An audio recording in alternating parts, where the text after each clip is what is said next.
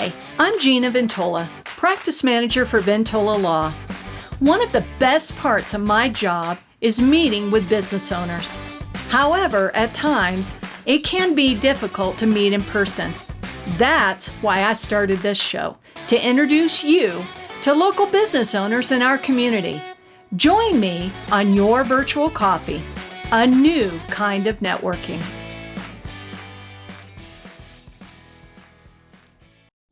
Hey everyone, welcome to Your Virtual Coffee, a web show that introduces you to great local businesses in the Denver metro area.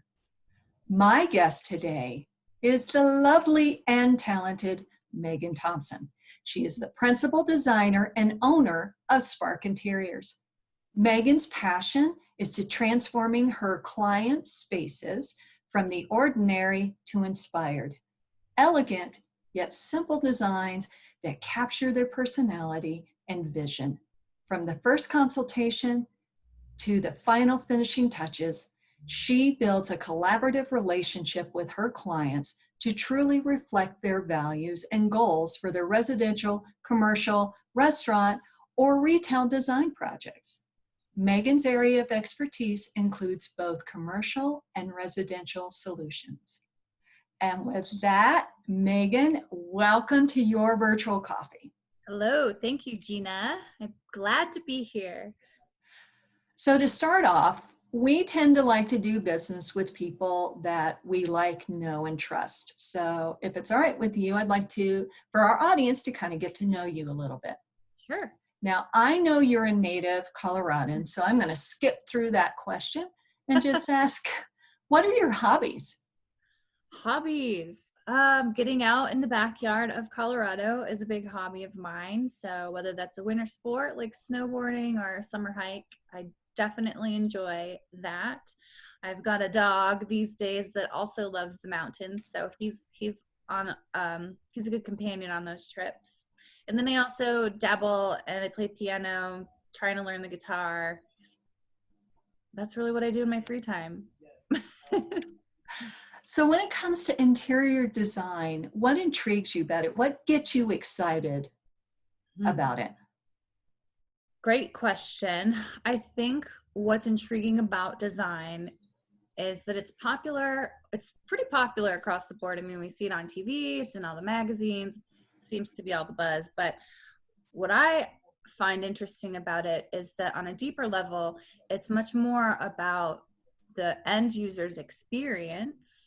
So yes, it looks beautiful and it's well thought out, well planned and detailed, but what most people remember about a space or a place is how they felt when they were in that space. If you think of your favorite restaurant, I'm willing to bet the first thing that pops into your mind is what it looks like.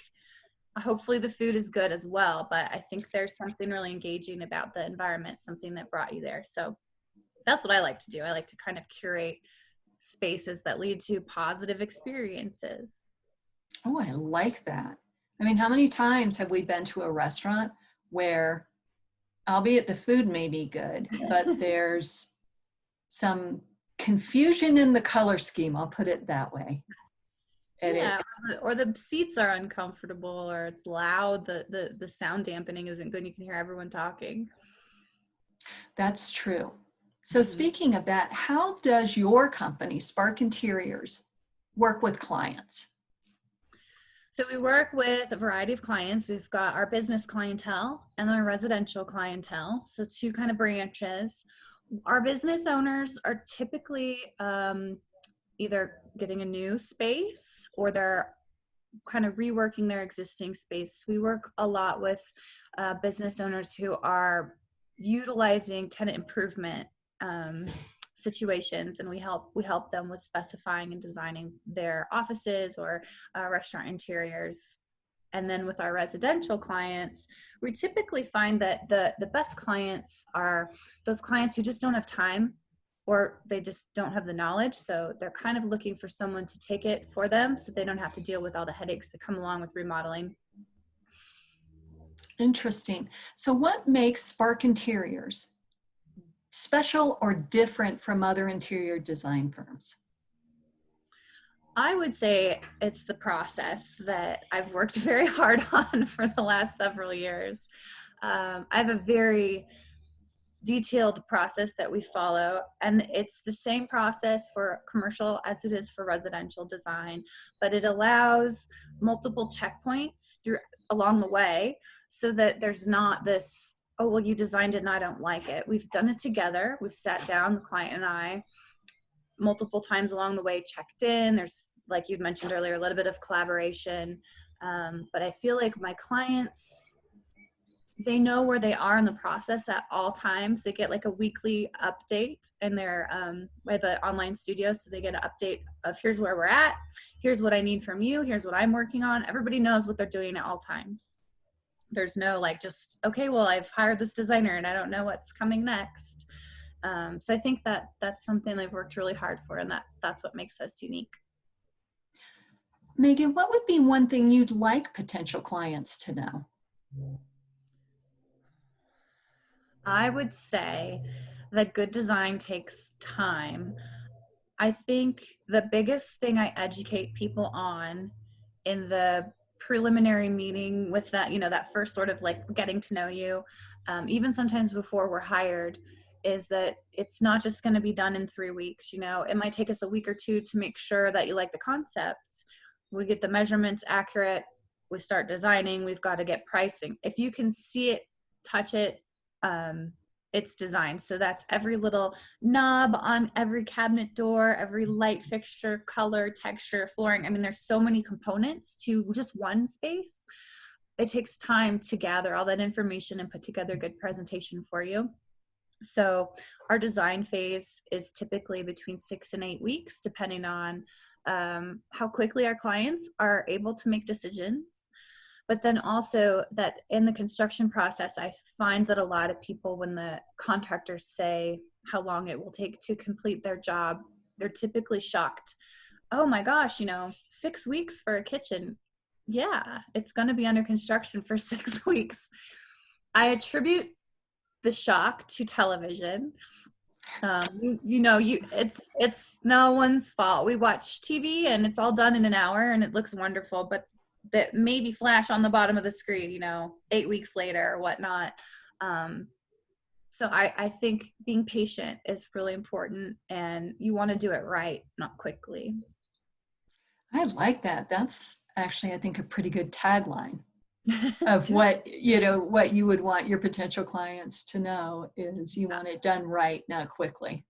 Yeah, I mean, people are spending a lot of money, even if we're doing just one space. It's typically one space would be a kitchen. And as all the realtors will tell you, that holds the biggest value in your home. So you don't want to rush that. You definitely want to make sure it's a good investment.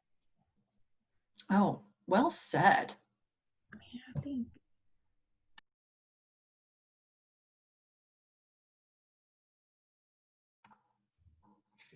Megan, let's talk about power partners. And Okay. for our audience, power partners are those businesses that target your same client, but are not your competition. So in order to get into power partners, we really should discuss who your ideal client is. So Yeah. Megan, who is your ideal client?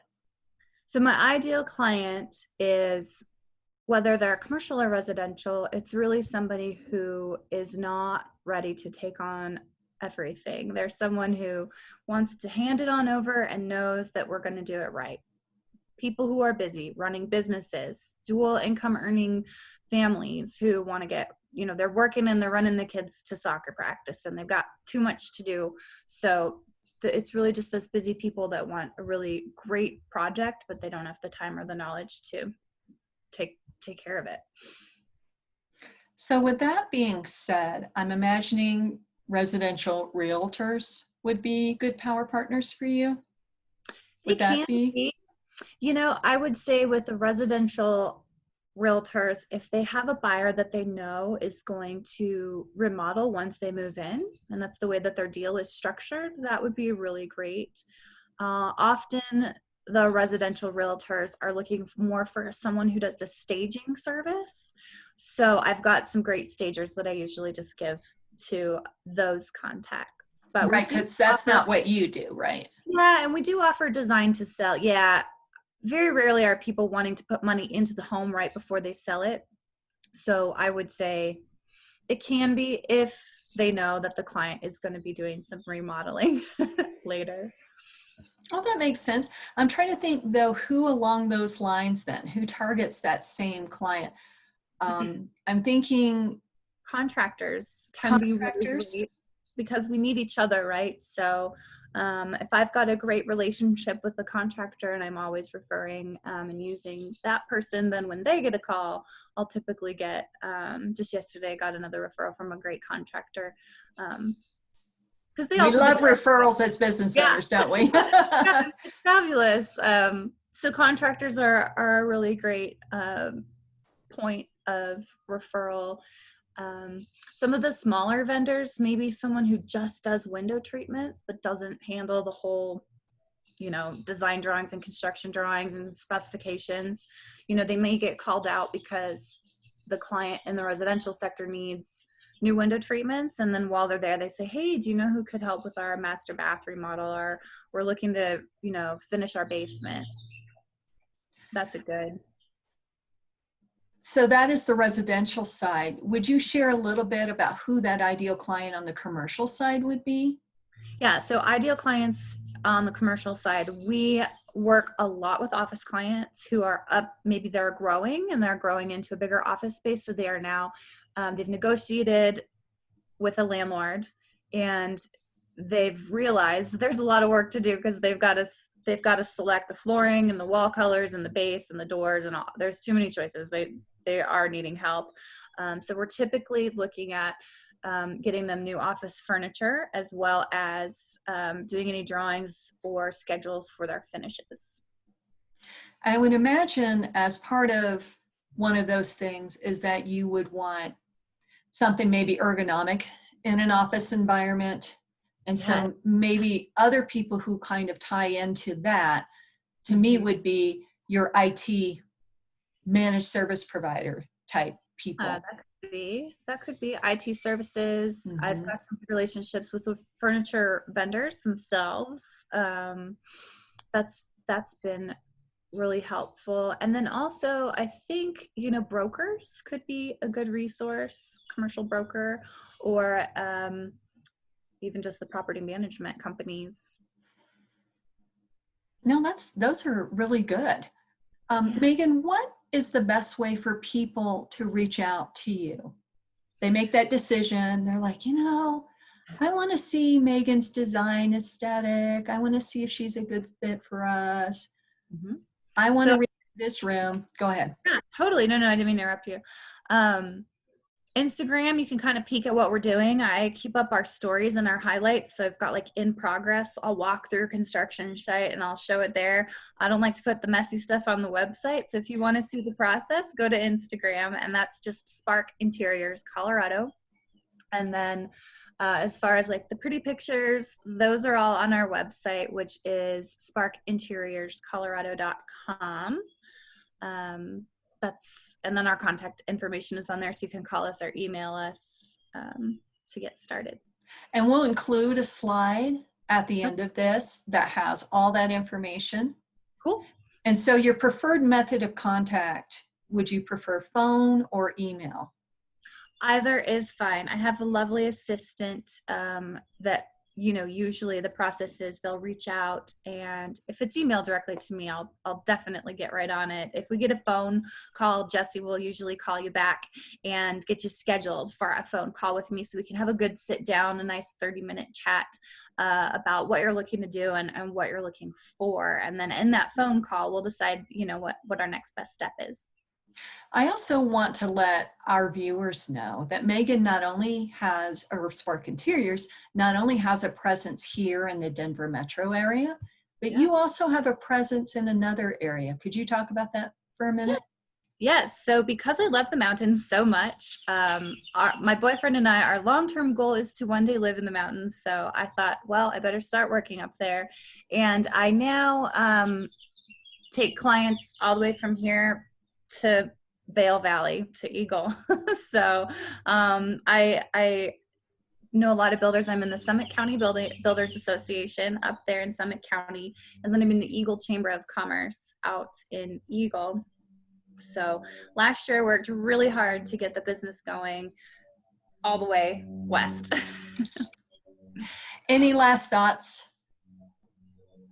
I think my last thoughts, great question. If you're considering a design project, and many of you might be considering doing it on your own, just my advice, if you're not going to work with a designer, try and put as many pieces together before you start as possible. Have a good plan. Don't assume you'll be able to just pick things along the way, because that's when I think people get disappointed, is when they're like, oh, I'll figure the counters out later. Well, you might want to know what they're going to look like when you're picking out the cabinet door and the flooring. So my advice, if you're not going to work with a professional, is to try to put as many pieces on paper and look at it all at once as possible. Well, that is great advice. Thank you for joining us today on Your Virtual Coffee. We could not do this show without you. Thank you for watching. Thank you, Megan, for coming on my show. And viewers, be sure to subscribe to our YouTube channel. Thanks for watching, and have a great day. Your Virtual Coffee is sponsored by Ventola Law. Ventola Law, mediation and legal representation at an expert level.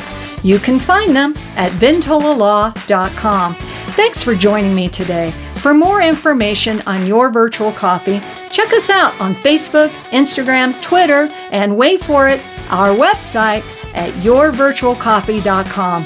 Thanks again for watching, and have an incredible day.